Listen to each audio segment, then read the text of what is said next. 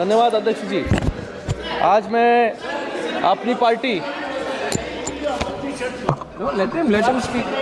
दादा बेटे आपको मिला नहीं, इसलिए हमें भी आप वंचित मत कीजिए।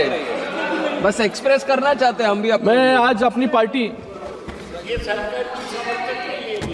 माननीय अध्यक्ष जी, माननीय सदस्य बालू साहब ने कहा कि इसको जेपीसी को दे देना चाहिए।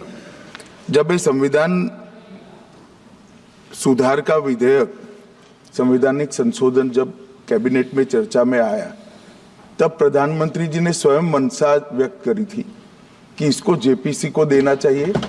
इस पर विस्तृत चर्चा सभी स्तर पर होनी चाहिए। इसलिए मुझे लगता है कि इसमें सदन का ज्यादा समय जाया करे बगैर, अगर मंत्री जी कहते हैं कि इसको जेपीसी को सौंपने के लिए वो तैयार है, तो जेपीसी में सारी चर्चा होगी और जब जेपीसी के रिपोर्ट के आधार पर कैबिनेट इसको पारित करेगी तब भी फिर से चर्चा होनी है।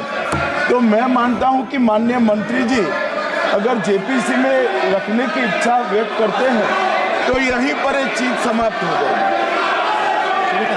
अध्यक्ष जी, इसका जवाब देने के बाद जो नियम 74 है, जिसमें मैं एप्रोप्रिएट जो मोशन ला करके और जेपीसी के गठन का प्रस्ताव निश्चित रूप से करूंगा, निश्चित रूप से जेपीसी के गठन का प्रस्ताव करूंगा। रूल 74 के तहत जेपीसी के गठन का प्रस्ताव है और सरकार की इच्छा भी है।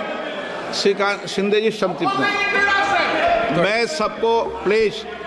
मैं सबको बोलने का मौका दूंगा, लेकिन एक एक मिनट में अपनी बात करें, विषय पर समाप्त कर दे। आपके दल के लोगों ने डिटेल बोल दिया। श्रीकांत शिंदे जी, आज मैं अपनी पार्टी शिवसेना की तरफ से 129 कॉन्स्टिट्यूशन अमेंडमेंट बिल और यूनियन टेरिटरीज अमेंडमेंट बिल पर बोलने के लिए खड़ा हूँ। मैं शिवसेना और हमारे नेता एकनाथ शिंदे जी की तरफ से इस बिल का पूरी तरीके से समर्थन करता हूँ और आज यहाँ पर विपक्ष वाले 6 महीने से हर एक मुद्दे को असंवैधानिक बताने की कोशिश यहाँ पर कर रहे हैं। मुझे लगता है कि रिफॉर्म शब्द जब ये आता है तभी कांग्रेस को रिफॉर्म शब्द से ही एलर्जी यहाँ पर मुझे लगता है कि कांग्रेस को है। यहाँ पर सभी लोग संविधान की बात कर रहे हैं सर, हर एक व्यक्ति यहाँ पर उठकर संविधान समझा रहा है। मुझे लगता है, मैं इनको याद दिलाना चाहूंगा कि 1975 में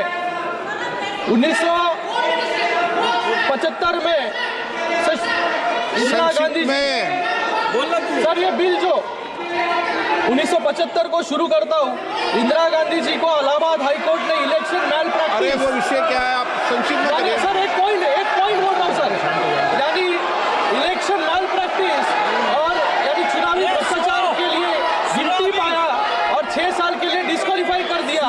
उस जज के साथ कैसा व्यवहार हुआ ये पूरा देश यहाँ पर जानता है और सिर्फ 3 दिन में 29वां संविधान संशोधन लाकर प्रधानमंत्री, राष्ट्रपति और लोकसभा अध्यक्ष को जुडिशियल रिव्यू से बाहर कर दिया। ये इनका संविधान है सर, ये फेडरलिज्म। माननीय सर, प्लीज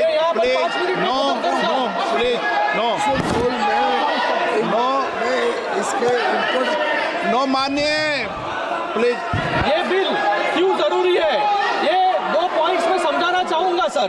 समझ गए आप? NK Premachandran ji, NK Premchand please. Covid समिति जो गठित हुई, उन्होंने वाइड पब्लिक कंसल्टेशन किया। स्पीकर सर, 47 राजनीतिक दलों ने अपनी राय प्रस्तुत की। Speaker sir, thank you very much for affording me this opportunity to speak on